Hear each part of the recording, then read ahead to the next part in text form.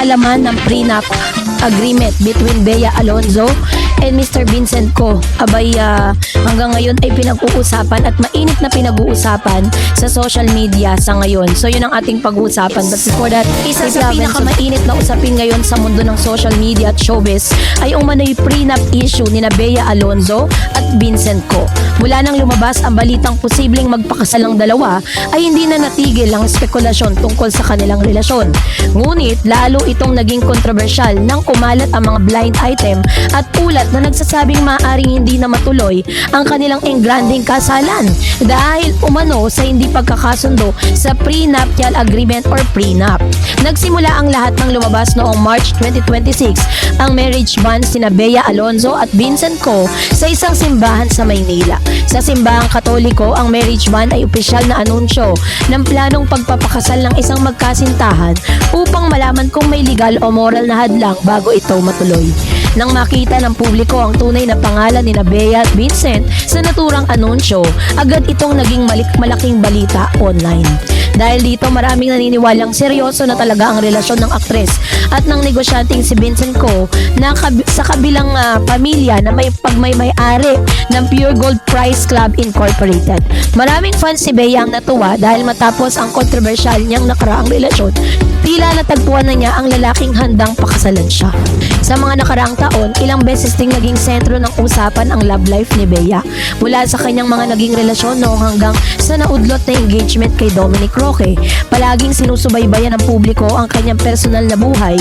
Kaya naman ang kumpirmahin niyang noong 2025 na sila na ni Vincent Co, maraming natuwa at nagsabing tila mas tahimik at mature ang relasyon nila ngayon kumpara sa iba.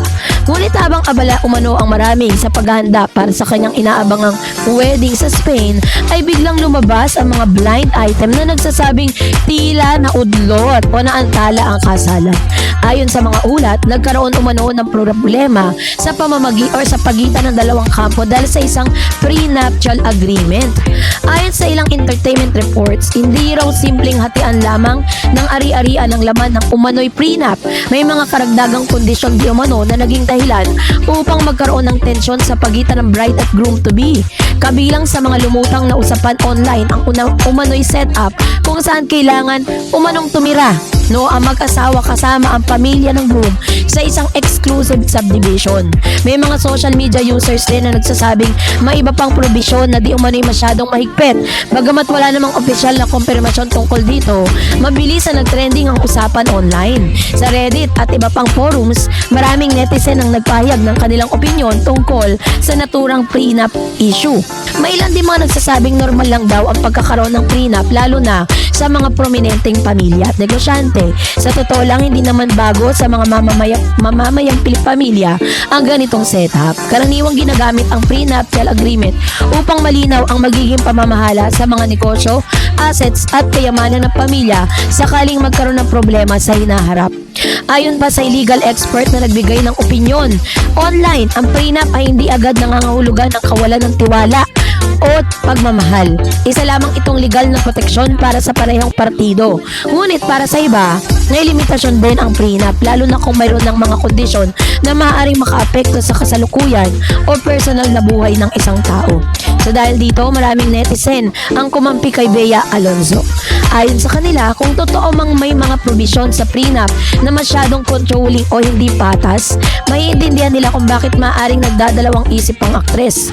Sa Reddit discussion, may ilang users pang nagsabing mukhang hindi pera ang pangunahing issue, kundi ang freedom at independence ng aktres. May ilan din nagsabi na mahirap talagang pumasok sa isang napakayamang pamilya dahil may kasamang expectation, tradition at business interest. Lalo na sa mga prominenteng Filipino-Chinese business families. Karaniwang umanong mahigpit pagdating sa pagpapakasal at pagprotekta sa family wealth. Subalit mayroon ding mga netizen na nagsasabing unfair naman kina Vincent Co ang mga haka-haka dahil wala pa namang kumpirmasyon mula sa kanyang kampo. Para sa kanila, maaaring normal lamang ang prenup at pinapalaki lang ito ng social media. Sa gitna ng lahat ng ito, nananatiling tahimik sina Bea at Vincent at wala pa silang direktang pahayag kung totoo nga nga bang may problema sa kanilang relasyon o kung naantala nga ba ang kanilang kasal. Ngunit dahil sa kanilang pananahimik, lalo lamang nadagdagan ang curiosity ng publiko. Ayon sa ilang reports, may mga bisita na umano na nagpapabook na ng flight at naghahanda na para sa inaabangang kasalan sa Spain bago pa lumabas ang usapin tungkol sa prenup. Kaya naman, marami ang nanghihinayang kung sakaling totoo ang naudlot ito. May mga fans naman si Bea na nagsabing mas mabuti lang umatras sa kasal kaysa makapasok sa isang relasyon na hindi siya magiging tunay na masaya. Para sa kanila, mahalagang piliin ng isang babae ang kanyang dignidad, kapayapaan ng isip at kalayaan kaysa basta magpakasal lamang dahil sa pressure ng lipunan.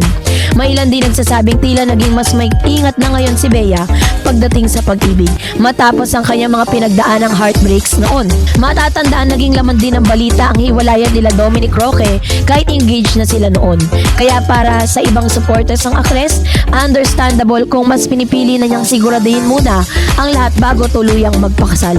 Samantalang may mga netizen naman din na naniniwalang baka exaggerated lamang ang lahat ng ito dahil blind item at chismis lang ang pangunahing pinagmula ng balita. Posible raw na may mga detalye na dinagdagan o pinapalaki lamang online. Sa katunayan, may ilang reports pang nagsasabing maaaring tuloy pa rin ang kasalan at nagkakaroon lamang ng adjustment sa wedding plans. May mga insider din nagsasabing on and off umano ang preparasyon, ngunit wala pang final decision kung tuluyang kansilado na ito o hindi. Sa social media, hati talaga ang opinyon ng publiko. Ang ilan ay nagsasabing practical lamang ang prenup, lalo na sa mga malalaking negosyo, at iba pang namang naniniwalang kapag tunay ang pagmamahalan, hindi dapat maging sentro ng relasyon ang usaping pinansyal. Ngunit ayon sa maraming relationship observers, hindi simpleng pera lamang ang pinag-uusapan dito. Kasi para sa ilan, mas mahalaga pa rin ang respeto, equality, at mutual understanding sa isang relasyon. Kapag may mga kondisyon na nagiging dahilan upang mawala ang sariling identity o kalayaan ng isang tao na maaaring maging malaking issue talaga ito bago ang kasal. Sa kabila ng lahat ng intriga, ay marami pa ring umaasang maayos sina Bea at Vincent ang anumang pagsubok sa kanilang kinaharap. Hindi maikakaila na pareho silang matagumpay sa kanilang larangan. Si Bea ang isa sa pinakakilalang aktres sa bansa, habang si Vincent naman ay bahagi ng isa sa pinakamalaking retail empire sa Pilipinas. Para sa kanilang supporters, mas mahalaga pa rin ang tunay na pagmamahalan kaysa sa engranding wedding ceremony o usaping material. Kung talagang para sa isa't isa ang dalawa, naniniwala silang malalampasan nila ang anumang problema, prenup man ito o anumang pressure mula sa paligid. Sa ngayon, mananatiling palaisipan kung ano nga ba ang totoong estado ng relasyon ni Bea Alonzo at Vincent Co. Totoo nga bang may prenup conflict? Totoo bang naudlot ang kanilang kasal o isa lamang itong pinakamalaking usap-usapan ngayon sa social media? Hanggang walang malinaw na konfirmasyon mula mismo kina Bea at Vincent, ay mananatili lamang haka-haka ang lahat ng ito. Ngunit isang bagay ang tiyak na mananatiling interesado ang publiko sa bawat kabanata ng love life ni Bea Alonzo. Kaya anumang balitang may kaugnayan sa kanya ay siguradong magiging sentro ng usapan online sa loob ng mahabang panahon. So kayo po, anong inyong saloobin patungkol dito? Mag-comment kayo sa comment section. And that's it for today. For more videos and updates, please don't forget to like and subscribe. And please don't forget to follow my Facebook page, Dareds TV and Dareds channel. God bless everyone!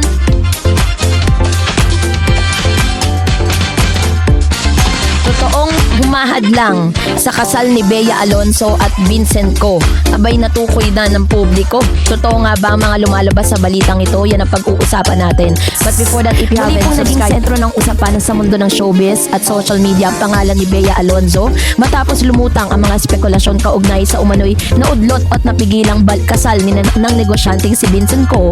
At ang balitang ito ay mabilis na kumalat online matapos ilabas ng ilang entertainment at news platform ang ulat hinggil sa imduy umano'y problema sa relasyon ng dalawa. Partikular na ang aligasyong may kinalaman umano rito ang management at mga taong malapit sa aktres. Ayon pa sa mga ulat, usap-usapan na may tensyon sa pagitan ng magkabilang kampo dahil sa issue ng prenuptial agreement or prenup. Sa ilang entertainment reports, sinasabing hindi lamang simpleng usapin ng pera o legal na dokumento ang naging dahilan ng umano'y hindi pagkakaunawaan, kundi pati na rin ang impluensya ng ilang taong nakapaligid sa aktres. So narito po ang report neto pong si Mr. OJ Diaz sa kanyang showbiz channel. Pakinggan natin ito.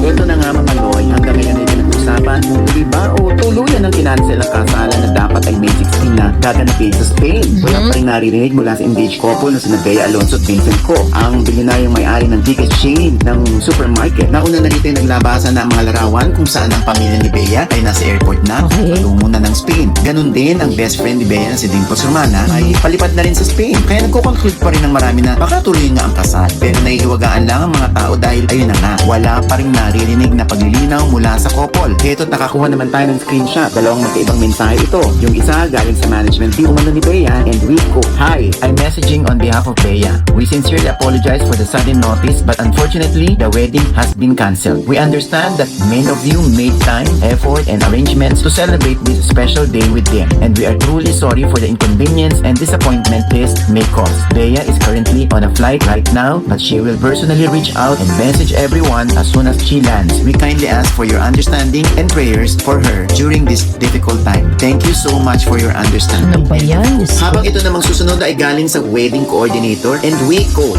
"Hi everyone, we would like to let you know that Bea and Vincent's wedding has been postponed to a later date. We will share updated details with you as soon as they become available. Thank you very much for your understanding and continued support." So nakakalito talaga kung alin dito ang paniniwalaan mo, hindi ba? Ayon pa sa ating source, ang tanong sa atin bakit daw kailangan makialam ng management ni Bea sa personal na buhay ni Bea? Na wala Tama. naman itong kinalaman sa karir ni Bea. Correct. Na dapat karir lang daw ang hawakan ng management. Tama. Bakit daw marunong pa ang management ni Bea sa desisyon ng couple? Bakit daw ito pang management ni Bea ang dapat mag-announce sa cancelled na ang kasal? Kaya ang dapat daw paniwalaan ay yung mensahe ng wedding coordinator. Tama. Tanong ng aming source, bakit daw hinahayaan ni Bea ang panghihimasok ng management niya sa personal niyang buhay? Ano raw ang sinasabi nitong di pumirma sa prenup si Bea noong parang nagpirmahan ng dalawa at wala namang naging problema? No, yan ang mga tanong na hindi para kami ang sumagot, kundi ang management ni Bea o kahit ng kampo ni Vincent. Mag-aabang na lang tayo ng latest update, okay? Yun. So yun po yung ilan sa mga balitang inilabas po ni Mr. OG Diaz patungkol po sa canceled na kasal nitong si Miss Bea Alonzo and Mr. Vincent Co. Kasi if you remember, isa sa mga balitang kumalat nga ay patungkol daw dun sa prenup. Pero base po dun sa news is nagkapirmahan na bago pa man dumating yun. Matagal na ang sinusubaybayan ng publiko ang love life ni Bea Alonzo bilang isa sa pinakasikat at pinakatagumpay na aktres sa Pilipinas. Natural lamang na maging interesado ang mga tao sa kanyang personal na buhay. Matapos ang hiwalayan nila noon ni Dominic Roque, marami ang nagtaka kung sino ang susunod na lalaking magpapatibok muli ng kanyang puso. Nang magsimulang mayugnay si Bea kay Vincent Co, ay agad nitong naging malaking balita. Si Vincent ay kilala bilang isang prominenteng pamilyang negosyante sa bansa na inuugnay sa Pure Gold Business Empire. Ang relasyon nila ay agad na nakatawag ng pansin dahil tila kombinasyon ito ng showbiz at business elite circles. Sa mga susunod na buwan, kapansin-pansin ang pagiging masaya at komportable ng dalawa sa piling ng isa't isa. Bagamat hindi palaging lantad sa publiko ang kanilang relasyon, may mga pagkakataong nakikita silang magkasama sa events, travel photos at social media posts. Kalaunan, nagsimulang lumutang ang mga chismis na umano'y naghahanda na sila para sa kasal. Ang Spain pangaraw umano ang nagpipisil na venue ng naturang pag-iisang dibdib na mas lalong lumakas ang usapin matapos mapansin ng ilang netizen na may mga kamag-anak umano si Bea na nasa Spain. So, sa issue naman po ng prenup, bilang sentro ng intriga, isa sa pinakamainit na bahagi ng kanilang kontrobersya di umano'y prenuptial agreement issue.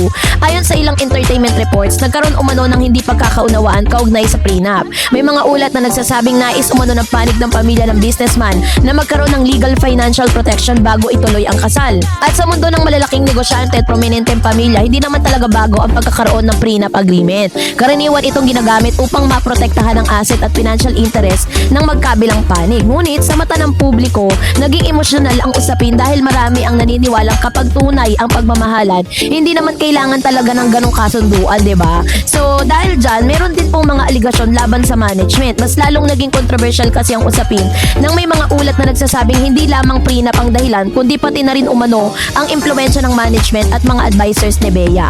Ayon sa ilang entertainment reports, may mga taong malapit umano sa aktres na nag-aalala na baka maapektuhan ang kanyang karir kapag nag-asawa na siya at tuluyang bumuo ng pamilya. Oh my G. May aligasyon pang di umano'y may mga taong nais pigilan ang posibilidad na bumagal ang showbiz career ni Bea dahil isa siya sa pinakamalaking artista sa industriya. Natural lamang umano na marami ring professional at financial interest ang nakapaligid sa kanyang career. Bagamat wala pang direktang konfirmasyon mula kay Bea o sa kanyang kampo, ay naging malaking usapin ito online. Maraming netizen ang nagtatanong, totoo nga bang may nakikialam sa relasyon nila? Posible bang may pressure mula sa management? Hanggang saan dapat ang papel ng handler sa personal na buhay ng isang artista? Mahalagang tandaan na hanggang ngayon ay pawang haka-haka pa lamang ang mga ito at wala pang opisyal na pahayag mula sa magkabilang panig. So hindi na rin po bago sa showbiz industry kasi ang ganitong intriga. Maraming artista ang nakakaranas ng too much pressure pagdating sa kanilang personal na relasyon. Sa kaso kasi ni Bea, mas tumitindi ang atensyon dahil matagal na siyang nasa industriya at isa siya sa pinakarespetadong aktres sa bansa. Sa loob ng mahigit 2 dekada sa showbiz, ilang beses nang naging laman ng balita ang kanyang love life. Naranasan niya ang highly publicized relationship at breakups, kaya naman mas maingat na rin siya ngayon sa pagbabahagi ng personal na detalye. Bilang mga celebrity kasi, kailangan mahirap paghiwalay ng personal at professional life. Kapag sikat ang isang artista, maraming tao ang nakadepende sa kanilang career. Una, yung kanilang management, yung kanilang endorsement, TV network, pelikula, negosyo, at maging ang kanilang public image. Kaya hindi na rin po tayo magtataka at maraming opinion ng lumalabas kapag usapin na ng pag-aasawa at posibleng pagbabago ng priorities. So, yun po yung ilan sa mga ilan sa mga balitang lumabas na parang meron pong part sa parte ni Miss Bea ang talagang yun po yung parang nakikialam doon po sa kanilang wedding, no? Hindi natin alam kung totoo ba talagang yung management niya kasi parang 'di ba bilang isang artista, meron ka namang personal na desisyon. Hindi mo kailangan independe doon po sa yung management or handlers, not unless na talagang meron po kayong proyekto na kailangan gawin na urgent na masasagasaan yung date ng inyong kasal, 'di ba? So pwede po 'yun. Pero as of now, wala pa rin pong malinaw, no, kung ito ba talaga itutuloy or ikakansela. So kayo po, ano niyong saloobin patungkol dito, mag-comment kayo sa comment section. And that's it for today. For more videos and updates, please don't forget to like and subscribe, and please don't forget to follow my Facebook page, Dareds TV and Dareds channel. God bless everyone!